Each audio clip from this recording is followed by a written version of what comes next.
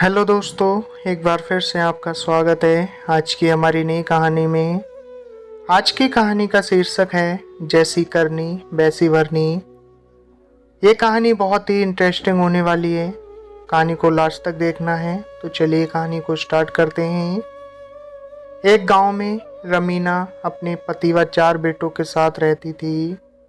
वह अपने परिवार के साथ खूब खुशहाल थी। वह मध्यम आय वाला परिवार था, अतः रमीना परिवार की कमाई का अधिकांश भाग बच्चों की शिक्षा पर खर्च करती थी। पिता भी बच्चों को खूब प्यार करता था। एक दिन अचानक रमीना का पति बीमार हो गया। डॉक्टरों व वैद्य को दिखाया परंतु उन्हें उसकी बीमारी का पता नहीं लग सका। फिर अचानक उसकी मृत्यु हो गई। रमीना जैसे तैसे अपने बेटों को बड़ा करने लगी, परंतु जैसे जैसे वे बड़े होते गए उन्हें शहर जाने का भूत सवार होने लगा। धीरे धीरे वे गांव छोड़कर शहर चले गए। शहर में ही विवाह कर वहीं रहने लगे। रमीना बूढ़ी हो चुकी थी परंतु उसने हिम्मत नहीं हारी थी। सिलाई बुनाई का कार्य करके अकेली ही रहती और अपने घर का गुजारा चलाती थी। एक दिन वह रसोई में खीर बना रही थी। खीर कई घंटों से पक रही थी। तभी रमीना को थकान महसूस होने लगी। वह रसोई के पास आंगन में चारपाई डालकर उस पर लेट गई। रमीना की अचानक आंख लग गई क्योंकि वह दिन भर की थकी हुई थी। उसके पास घर के नाम पर एक कमरे का किराए का मकान था। उसका अपना मकान कब का बिक चुका था। उसे बेटों से शिकायत थी परंतु वह कुछ कर नहीं सकती। उसके चारों बेटे गांव छोड़कर जा चुके थे। उन्हें वहां से गए वर्षों बीत गए थे और वे गांव के बारे में सब कुछ भूल चुके, परंतु वे वहां जाकर ही बेईमान बन गए थे। चारों बेटे मिलकर घरों में चोरी करते थे, फिर माल बांटकर उसी से अपने परिवार का गुजारा करते। उन्हें ना तो माँ की फिक्र थी ना ही कोई शुद्ध माँ का क्या हाल होगा ये वे नहीं जानना चाहते थे। चारों बेटे चोरी में इतने माहिर हो चुके थे कि वे कभी पकड़े न जाते थे। एक दिन उन्होंने एक सर्राफ के यहाँ चोरी की और खूब माला माल हो गए। लेकिन चोर को तो चोरी के सिवा कुछ करना आता ही नहीं, अतः वे आलसी बनकर उस माल पर ऐश करने लगे। कुछ ही दिनों में सारा धन और माल समाप्त हो गया। अब उन्हें फिर से धन पाने की चिंता सताने लगी। एक दिन वे चोरी के इरादे से शाम को घर से निकले, तभी उन्हें एक युवक मिला। वह बोला, तुम कहाँ जा रहे हो? मुझे भी साथ ले लो। चारों ने उसे इनकार कर दिया परंतु वह युवक उनकी खुशामद करने लगा और बोला, अच्छा भैया, तुम ये बता दो कि तुम कहाँ जा रहे हो? एक बेटा क्रोधित होकर बोला, चोरी करने चलोगे? हाँ भैया, सब कुछ करूँगा। मैंने 5 दिन से खाना नहीं खाया है।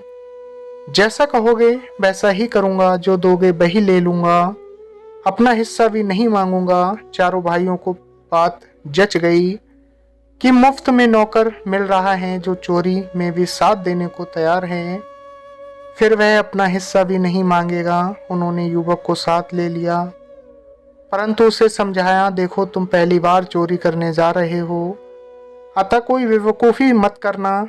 युवक तैयार हो गया और उन चारों के साथ चल दिया। चारों भाई चोरी के लिए मकान तलाश करने लगे।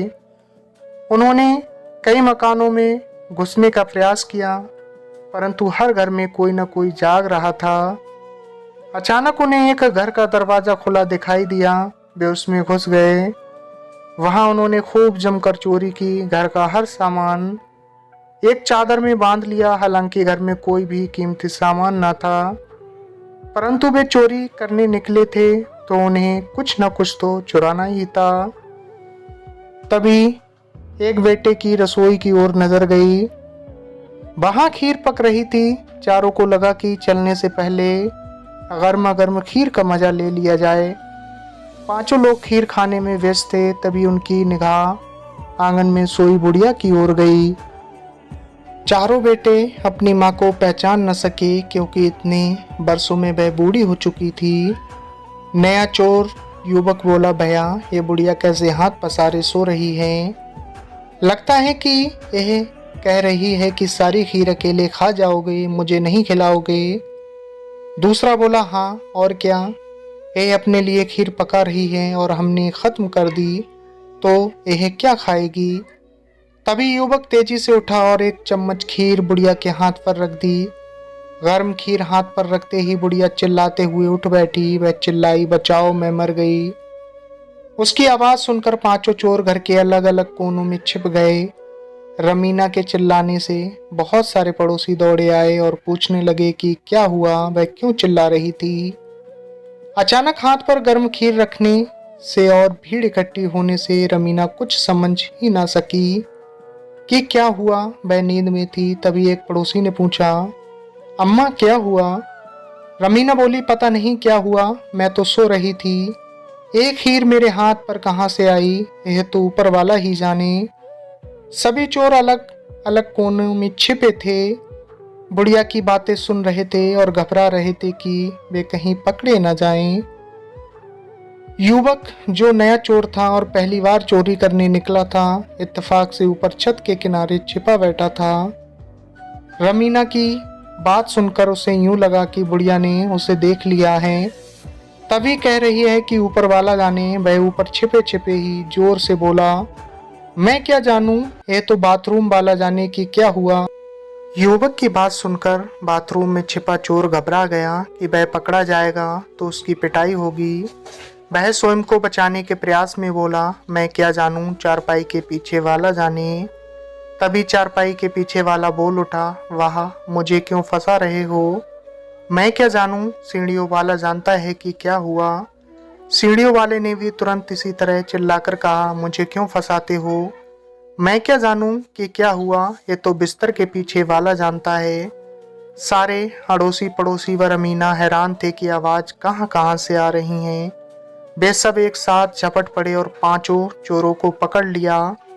पांचों चोरों को जेल में डाल दिया गया। वहां पुलिस ने उनका आता पता पूछा तो पता लगा कि उनमें से 4 चोर तो रमीना के ही बेटे थे। चारों ने बहुत मिन्नत की उन्हें बख्श दिया जाए, परंतु रमीना ने कहा, मैं बचाने वाली कौन होती हूँ, जैसी करनी वैसी भरनी। तो दोस्तों, बस इतनी सी थी ये कहानी आपको कैसी लगी कमेंट्स बॉक्स में ज़रूर बताएं। और दोस्तों, अगर आप हमारे चैनल पे नए हो तो चैनल को सब्सक्राइब कर दें। मिलते हैं फिर अगली वीडियो में एक नई कहानी लेकर। आपने अपना कीमती वक्त दिया, तब तक के लिए धन्यवाद।